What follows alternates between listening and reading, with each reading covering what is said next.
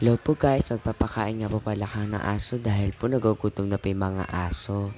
Kaya agad na po ako dumiretso sa kusina para maghanap ng pagkain. Sakto po nakakita po ako ng tinola. Nilagyan ko muna po ito kung panis at inamoy ko na rin po para sigurado. Naalala ko nga po pala na ulam lang nga po pala namin to kanina. Kaya namay-himay ko na po at tinanggalan po ng buto para hindi po nila manunok ay po pwede sila mamatay. Kaya dumiretso na po ako dun sa lamesa para po na kumuha ng kanin. Humahabol pa nga po guys yung mga aso kasi po gutom na sila. Dahil konti lang po yung pinakain ko po sa kanila kanina. Kumuha na nga po pala ako ng kanin para makakain na po talaga sila. Hinalo-halo ko na nga po pala yan para tignan po kung may mga buto. Para sigurado po na wala na pong buto. Kasi pwede rin po sila mamatay doon. At tinignan ko na po yung mga dahon-dahon. Yung tanlad. Kasi po bawal nila makain yun. Pwede po may allergic po sila doon. Kaya tinitignan ko po. Nakakita po ako ng tanlad.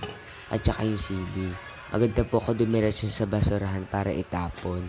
Bumalik na po kagad ako sa lamesa para haluin at tignan ulit. Nalo-halo ko nga po pero wala na. Kaya dumiretso na po kagad ako sa likod para tignan ko hugas na po yung pagkainan nila. Pinilize natin ko nga po pala kasi walang ilaw. Nakita ko nga po pala na hugas na ang pagkainan nila. Nakita ko nga po pala si Kendrick. Sabi niya po sa akin siya na po magpapakain. Sabi ko, sige kuya, punta ka na lang sa likod, sasamahan kita para flash testan. Pumunta na nga siya sa likod dahil gusto niya raw pakain yung aso. Favorite niya talaga yan guys. Simula bata pa lang siya na nag-aalaga. Kaya pag umuwi si Kendricks, nakatambay kagad yung mga aso sa labas.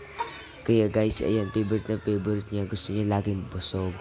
Gusto niya laging busog lahat ng aso. Ilalagyan niya na pa ni Kendricks para raw makakain na. Sisimutin niya raw para hindi raw sayang yung mga kanin. Gusto niya raw kasi mabusog ang mga aso. Kaya ang ginawa niya, sinimot na sinimot. Sabi niya raw, gusto niya raw kaya maamo sa kanya yung mga aso. Yan guys, gutom na talaga kasi konti lang napakain ko kanina. Kaya ayan guys, pinapakain niya na. Ayun nga pala guys, nauubos kagad, tinatama ko kagad ng mga aso. Sabi ko kay Kendricks, pumunta niya na sa kusina. Pero hindi niya pala pinupunta, ayaw niya parang ipunta sa kusina. Sinisimot niya talaga. Para gusto raw niya, busog raw ang mga aso niya. Sabi ko pumunta na ng kusina. Pero pagkakita ko po, pinatong niya po ulit sa pupuan. Gusto niya raw po simutin para busog raw po yung aso. Simot na simot raw po. Gusto niya raw po simot na sipot para mabusog raw po yung aso niya. Ayaw niya raw po kasi raw magutom. Kaya dinakot niya na po at binigay niya nga po pala kay Nike. Ayun nga po pala si Nike po, hindi makakain dahil sa mga asong malaki at maliliit. Inaagawan po siya ito at inaaway. Kaya sinimot ni Kendrick at kinig lang po binibigay. Sabi ko kay Kendrick, ilagay niya sa lababo para mahugasan. Ay pero ayaw niya pa rin talaga magpatigil. Pinakaya pa talaga kay Nick yung konting kanin. Sabi ko, kuya, tara na, ilagay na natin. Yan guys, bye bye. Bye guys. Subscribe.